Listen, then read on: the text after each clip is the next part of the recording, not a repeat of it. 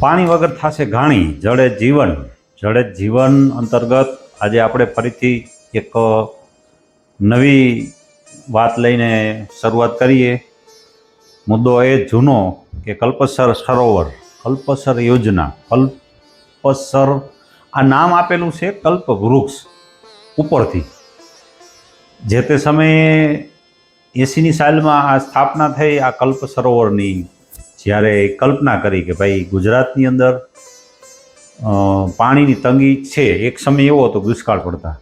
એ સમયની સરકારોએ ઘણું કરેલું, એવું નથી કે સરકારોએ એ સમયે નહોતું કરેલું, પણ હવે જેને આરોપ મૂકવા હોય, આરોપ પ્રત્યારોપની રાજનીતિ કરવી હોય, એને તો આવું મળતું જ હોય છે. વાસ્તવિકતા એ છે કે એ સમયે પણ ઘણા ઉપાયો કરતા હતા, પણ એ ઉપાયોમાં સફળતા નહોતી મળતી. કારણ કે જ્યાં કુદરત રૂઠે ત્યાં માણસ શું કરી શકે? કુદરત સાથ આપે. છેલ્લા ઘણા વર્ષોથી આ ગુજરાતમાં વરસાદ સારો એવો પડે છે, એટલે અત્યારે પાણીની કોઈ એવી ખાસ તંગી છે નહીં. અને આપણા પૂર્વ મુખ્યમંત્રી અને આપણા સૌના લોકલાડીલા એવા બાપા શ્રી કેશુબાપાએ આજી કેનાલ, નર્મદાની કેનાલનું કામ બહુ સારું એવું કરી દીધું હતું. પછી ધીમે ધીમે થોડુંક ગાબડું પડીને આ તે ભ્રષ્ટાચાર થાય ને એ અલગ વસ્તુ છે, પણ એમને એ યોજના, સૌની યોજના દ્વારા વિસ્તાર ઘણો કરેલો હતો, એટલે પાણીની ઓલમોસ્ટ પીવાના પાણીની થોડી ઘણી રાહત આપણને મળી. હવે વિચાર કરો તમે, આ જે નર્મદા એક નોર્મલ કેનાલનું પાણીથી આપણે સૌરાષ્ટ્રમાં પાણીની તંગી ઓછી થઈ જતી હોય. ઉનાળાના પાણી માપે મોંઘા, પણ માપે તંગી તો તોય છે જ. ગ્રામ્ય વિસ્તારોમાં આજે પાણી નથી મળતું, તો એક યોજના ખાલી બનાવવાથી, કેનાલ બનાવવાથી ગુજરાતમાં જો પીવાના પાણીની અછત થોડી ઘણી અમુક અંશે રાહત મળી જતી હોય તો વિચાર કરો તમે. એક આ તો વિશાળ જળાશયની વાત છે, તો કેટલી રાહત મળી જાય. પણ આપણે અહીંયા ખાટલે મોટી ખોટ કે જેવી વાતો થાય છે એ પ્રમાણે યોજનાઓ બનતી નથી. દરેક યોજનાઓ, મોટી યોજનાઓ એટલા માટે રાખવામાં આવી હોય લોલીપોપ સમાન. હું તમને એનું શ્રેષ્ઠ ઉદાહરણ આપું કે આપણા વડાપ્રધાન શ્રી નરેન્દ્ર મોદી સાહેબ જ્યારે મુખ્યમંત્રી હતા ને ત્યારે એને આમાં રસ લાગ્યો કે ભાઈ આવી યોજનાઓ આપણે કરવી જોઈએ. આ હું તમને એક ઉદાહરણ આપું છું કે નેતાઓ આ લોલીપોપ આપી દે ને પછી કાંઈ કરતા નથી. પોતે મુખ્યમંત્રી હતા ગુજરાતના, ત્યારે કોંગ્રેસની હતી સરકાર કેન્દ્રમાં. સ્વાભાવિક છે કે જુદી જુદી સરકારો હોય એટલે ગ્રાન્ટ ન મળે, સહાય ન મળે કે સપોર્ટ ન મળે. જેમ અત્યારે થાય છે કે અત્યારે તમે વિસાવદરની ચૂંટણી જાહેર થઈ અને વિસાવદરમાં જ ઘણો સમય ત્યાં સરકાર વિરુદ્ધના જ લોકો સત્તામાં આવે, ધારાસભ્ય બને, એટલે આજની તારીખે ત્યાં રોડ નહીં જેવા છે. રોડ કહેવાય ખાલી કે અહીંથી અહીં જવાય, પછી કેવી રીતે જવાય ને એ દહીંમાંથી છાશ થઈ જાય. છાશ તમારે કરવી ન પડે. અને 20-30થી ઉપર ગાડી ન હાલે, અંદર આંતરિક રોડ 20-30થી ઉપર ગાડી ન હાલે. આજની પરિસ્થિતિ એવી છે, તો શું વિસાવદર પાકિસ્તાનમાં આવે? આજની તારીખે વિસાવદર એવી સ્થિતિ છે. તમે જાઓ તો તમને ખબર પડશે. હું તમને આરોપ લગાવીને એમ નથી કહેતો, વાસ્તવિકતા આ છે. જે હોય તે તમે સત્તામાં છો એટલે તમે બાપના દરજા ઉપર કહેવાય, તો પ્રજામાં તમારે ભેદ ન કરવો જોઈએ. તો તમે કરો છો, કારણ કે તમને તમારી રાજનીતિ આના કરતાં વધારે વાલી છે, પ્રજા કરતાં, ગુજરાત કરતાં. તો મુદ્દા ઉપર આવી તો ગુજરાતની અંદર મોદી સાહેબને જો રસ હતો, એની પહેલાં યોજના ખરેખર જો યોજનામાં કોઈને રસ હતો ને તો એ માત્ર ને માત્ર કેશુબાપાને. જ્યારે યોજના બનાવી ત્યારે ફંડનો ઇસ્યુ હતો, તકલીફ હતી. ત્યારે યોજના ખાલી અમલવારી કરવાની કોઈ એવી થાય એવી પોઝિશન નહોતી. પણ જ્યારે કેશુબાપા મુખ્યમંત્રી બન્યા ત્યારે એને આવી વસ્તુમાં રસ, કારણ કે એ આ ખેડૂત માણસ છે પોતે, એટલે ખેડૂત માણસ છે એટલે પાણી યાર એને લગાવ બહુ હોય, એટલે એને આ યોજના ઉપર વજન દઈને. હવે હાલની પરિસ્થિતિ શું છે કે આ યોજનાની અંદરથી એક પણ શબ્દ કેશુબાપાનો ક્યાંય આવતો નથી, નામી ક્યાંય નથી આવતું. આ યોજનામાં એનું કોઈ હાથ જ નથી. હકીકતમાં એને જે ચિત્ર બનાવ્યું હતું ને એ ચિત્ર હજી એમનેમ છે. 150-200 કરોડ રૂપિયા વપરાઈ ગયા છે યોજના ખાતર, પણ કાંઈ થયું નથી. હું આરોપ નથી લગાડતો, પણ હકીકત છે હા, હું કહું છું એવું નથી, રિયાલિટી છે, જે થઈ શકે એમ છે એ કરવું નથી. તો મોદી સાહેબને એમાં રસ હતો ત્યારે એવી જ એક નાની યોજના, એનાથી એક નાની યોજના કે રણ સરોવર. આપણે ત્યાં મોરબીથી ઉપર સુરજબારીનો પુલ છે, એ પુલ દરિયાનું મોઢું કહેવાય છે, મુખ.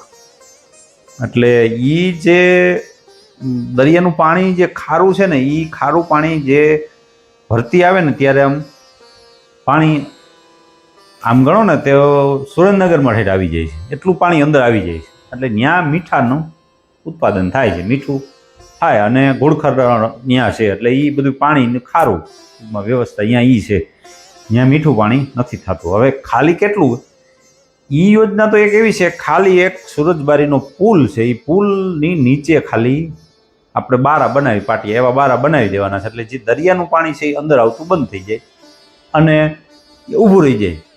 અને આ 10-12 ફૂટ એની રેન્જ છે, એથી ઉપર પાણી તો લગભગ દરિયાનું ન આવે, ક્યારેક એવું હોનારત હોય ત્યારે આવે, બાકી ન આવે.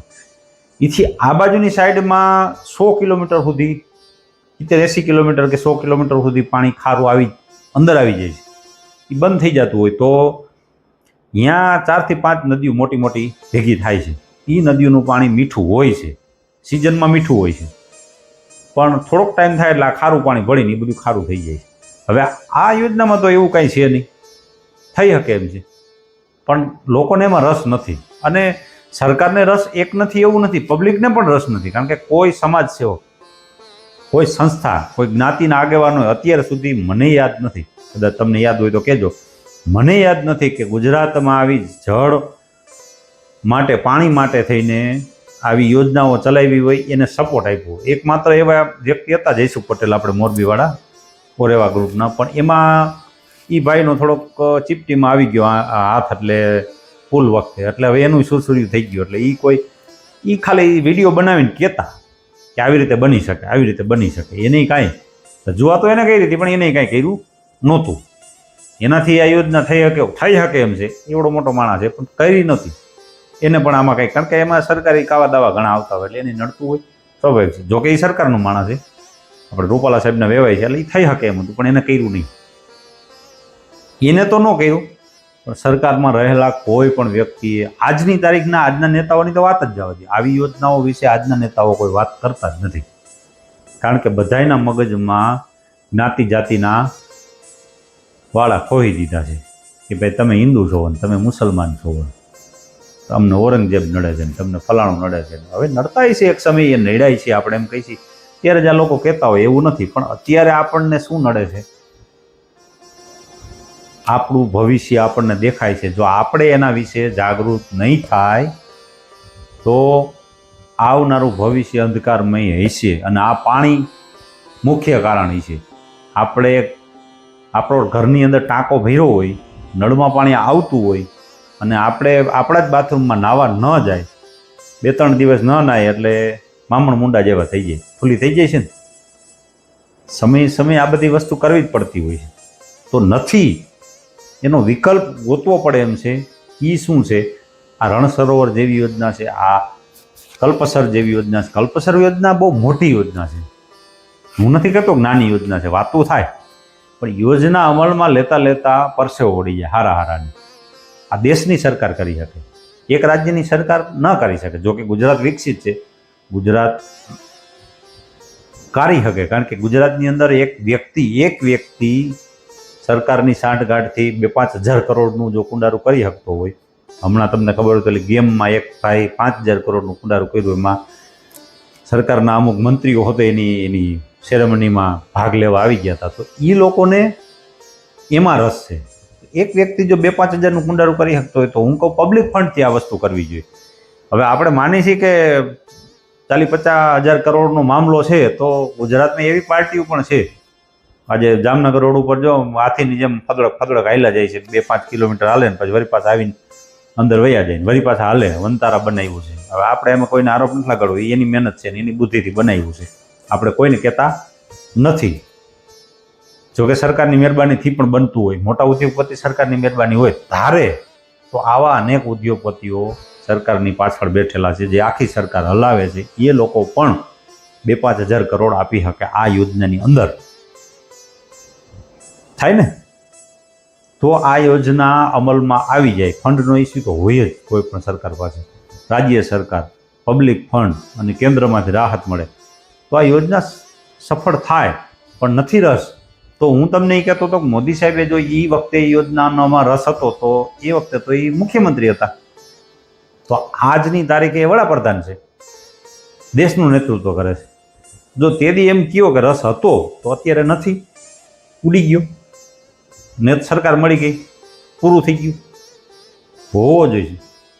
આ નથી તો એને યાદ કરાવવું પડે. એ મારીને તમારી ફરજ આવે, કારણ કે આપણે એને ચૂંટી અને લઈ આવી છીએ. તો આપણી ફરજ આવે કે આવી કલ્પસર યોજના જેવી યોજનાઓની અંદર મહત્વનો ભાગ ભજવે, ગુજરાતની પબ્લિક આમાં બોલે. હું, તમે, આપણે બધા ભેગા થઈને આપણા નેતાઓને કહીએ કે ભાઈ તમે નાવકે નાવકા ખરીદ વેચાણ સંઘ હલાવોમાં ગુજરાત માટે પણ કંઈક કરો. આવનારું ભવિષ્ય આજ નહીં, આજથી 100 વર્ષ સુધી તમને જ મત આપશે. આવી એકાદી યોજના જો અમલમાં આવી જાય તો 100 વર્ષ સુધી ગુજરાતની જનતા તમારી જ છે, ગુજરાત તમારું છે. જેમ કહો છો ને તમે, ગુજરાત અમારું અમે બનાવ્યું, તમે ખાલી કેનાલ નથી બનાવી કે એમ ઉંદેડા કોતરી જાય છે. નકર એવું ક્યાંય હોય નહીં કે સિમેન્ટની કેનાલ હોય ને ઉંદેડા કોતરી જાય. આવું ન બને. સાયકલો તમે વિકલાંગોને સાયકલો બાંટતા હોય એમ થપ્પા પડ્યા હોય, એ તમે વ્યવસ્થિત બાંટી નથી શકતા. તો તમારું આ કામ નથી. જો તમારું કામ ન હોય ને તમારા ન થતું હોય તો તમારે બીજા કોકને દઈ દેવું જોઈએ કે ભાઈ આ અમારું કામ નથી, આ તમે કરો. આવી વ્યક્તિ હોઈ શકે છે, વિપક્ષમાં પણ હોય, પબ્લિકમાં પણ હોય છે.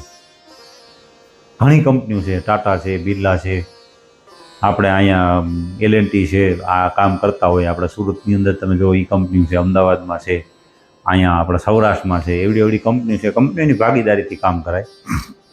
એની અંદર અનેક રસ્તાઓ ખુલે છે. તો પબ્લિક ફંડથી કરાય. પબ્લિક પણ ફંડથી, જેમ કે સ્ટેચ્યુ ઓફ યુનિટી આપણે બનાવ્યું છે, સરદાર સાહેબનું સ્ટેચ્યુ બનાવ્યું ત્યારે પબ્લિક ફંડિંગ કર્યું હતું. શું કે ગામડે ગામડે જઈને જે પટેલિયા છે એને એની ઘરે જઈને લોખંડ ઉઘરાવે, એ લોખંડમાંથી આપણે આ સ્ટેચ્યુ બનાવવાનું છે. થયું એવું કે લોખંડ ઉઘરાવીને એમ એ બધાય ગામડે ગામડે ભેગું કર્યું અને સ્ટેચ્યુ તો ચાઇનાવાળાએ બનાવ્યું. એમાં લોખંડનો ઉપયોગ 1000 ટન લોખંડ ભેગું કરીને બારોબાર ઢબડતો મારી દીધો. આરોપ નથી લગાડતા આપણે, કારણ કે આપણી કોઈ હેસિયત નથી આરોપ લગાડવાની. તમે આવું કરી શકો છો એમાં પણ, કારણ કે આ લાભ માટેનું છે, ગુજરાતના લાભ માટેનું. હવે જો તમને આમાં દેશ પડતી હોય ને તમે લોકો કંઈક કરી શકતા હોય તો આપણે અહીં શરૂઆત કરી છે. ધીમે ધીમે આપણે બધી માહિતી આપશું. આની અંદર બધી માહિતી હું મૂકતો જઈશ ધીમે ધીમે. આ મારો બીજો એપિસોડ છે, પણ હું આ માહિતી મૂકતો જઈશ. બહુ વિડીયા બહુ લાંબા થઈ જતા હોય એટલે આપણે બહુ લાંબુ ન કરીએ, પણ 2-5 વિડીયામાં હું તમને આવી વાત કરીશ. પછી આપણે આગળના વિડીયોમાં વ્યવસ્થિત વિગતવાર જે કાંઈ આના લાભો છે એ આપણે મૂકશું. નમસ્કાર.